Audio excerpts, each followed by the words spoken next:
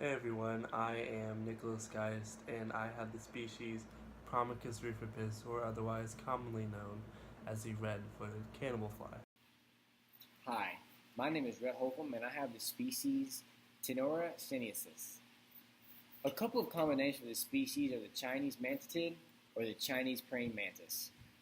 Our debate topic is to decide which species of insect is a better predator, the red-footed cannibal fly or the Chinese praying mantis. I hope you enjoy. So, a little bit more about the Promachus rufipus species. It is a part of the genus of um, robber flies or assassin flies.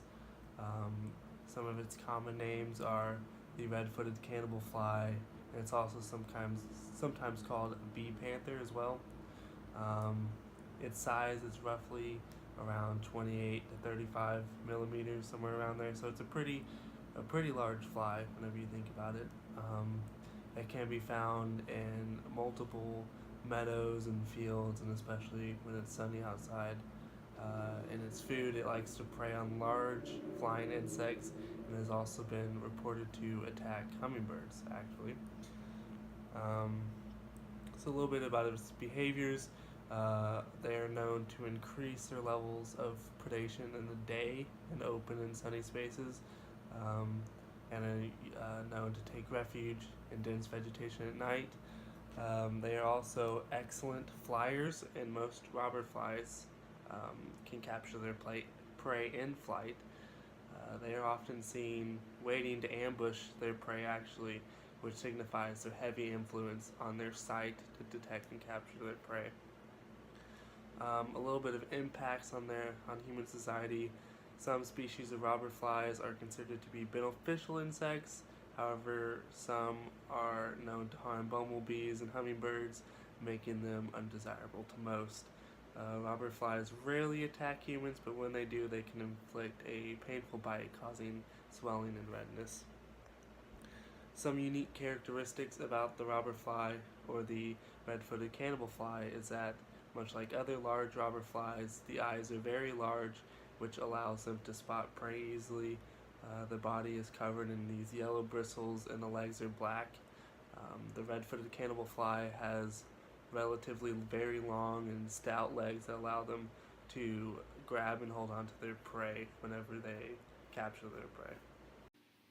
Alrighty, so I will first begin with the biology of my species. Some common names of the species are the Chinese mantid and the Chinese praying mantis, as I said before.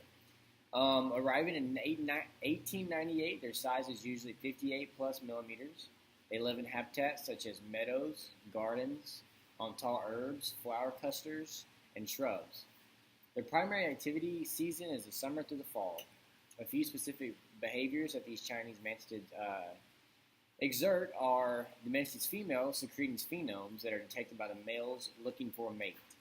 These are detected by the male's antennae. They communicate by using these secreting pheromones and tactile communication. The Chinese praying mantis has 4 different life cycle stages: egg, nymph, adolescence, and adult. The egg stage occurs just before the winter. The nymphs hatch in mid-spring. They at times begin feeding on each other and then smaller insects. Another main source of prey at this stage is bats, birds, and spiders. The adolescent stage is where the molting and shredding happens more frequently. This often makes them more vulnerable to predators, therefore a lot die off here. The adults feed on small insects, small birds, tree frogs, mice, lizards, and hunt as a first predator to these different species. This insect can also affect human society in few ways. They actually bite or pinch a human being if provoked, which is very rare. They can help reduce pest populations for humans in gardens and or agricultural fields, which is a huge impact to society. Finally, they can also be pets. This insect also has some unique identification characteristics as followed: tan to pale green with vertically striped face. Their forewings are tan with green along the front margin. They also have compound eyes with a yellow spot between the raptorial arms that distinguish them from mantises. The insect is carnivorous, which means eats other insects. both pests and beneficial. It is also capable of eating small animals like frogs, lizards, and even hummingbirds. However, they don't kill enough to have an impact on these populations. So if we're talking about which insect is a better predator in this case, the red-footed cannibal fly is known for its ability to hunt down its prey. Like I mentioned before, it relies on its large eyes to detect and track down prey easily, so it uses its sight a lot whenever it hunts. It then basically sits and waits for its prey and strikes at the perfect time, hence the common name, the assassin flies, because it strikes at the perfect time. Um, Once it gets a hold of its prey, it uses its strong and chunky legs to keep a hold of it, so to make sure it doesn't escape. So it has these very strong legs that holds on to its prey.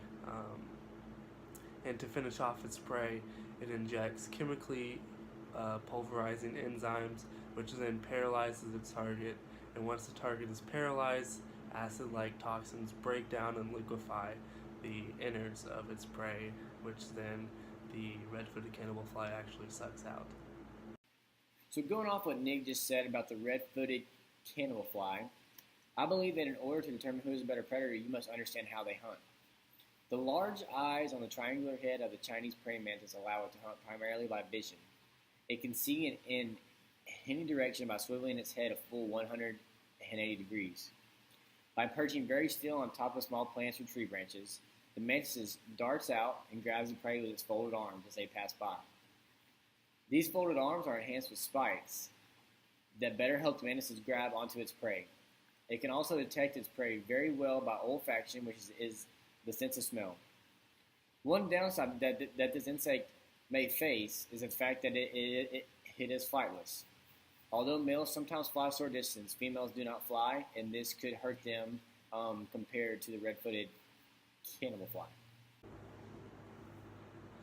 So I believe that in order to truly determine which insect is the better predator, whether it be the red-footed cannibal fly or the Chinese praying mantis, we must first determine which insect is more notorious for being ruthless predators.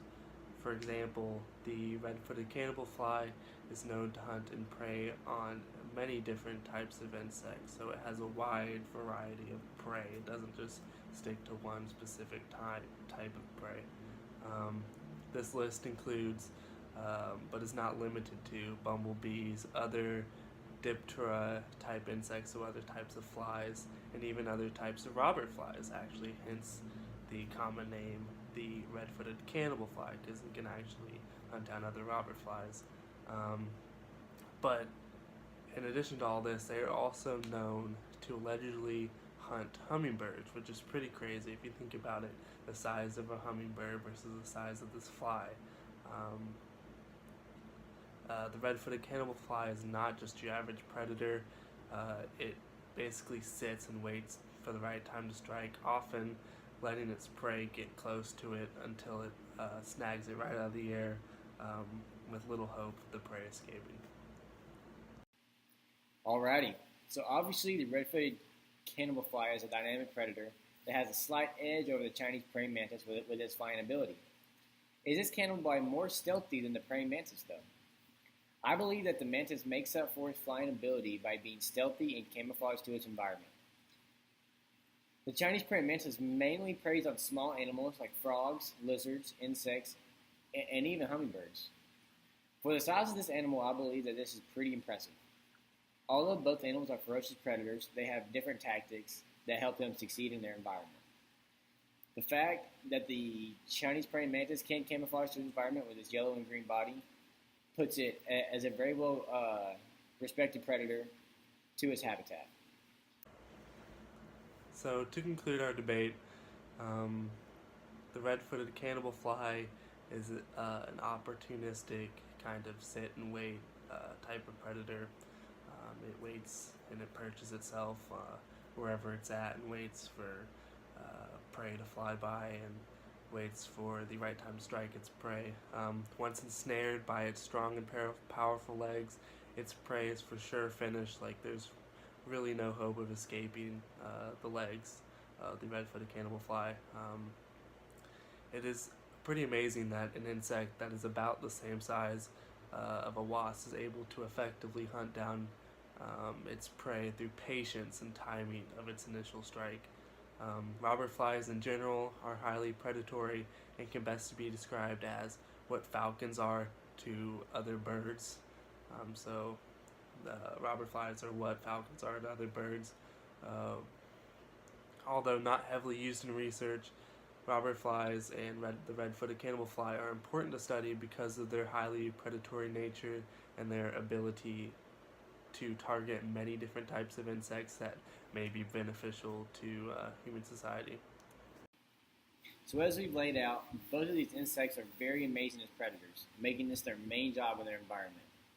I find it amazing how some Chinese praying mantises are kept as pets by humans to reduce and regulate pest populations. Usually kept in gardens or fields, these insects use their minimal movement to hunt their prey in these habitats.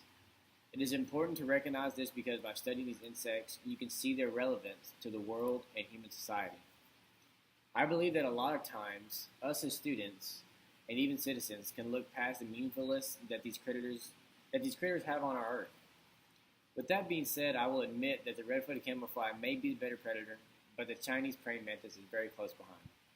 I hope that y'all enjoyed our debate and got some meaningfulness and information out of these two amazing insects.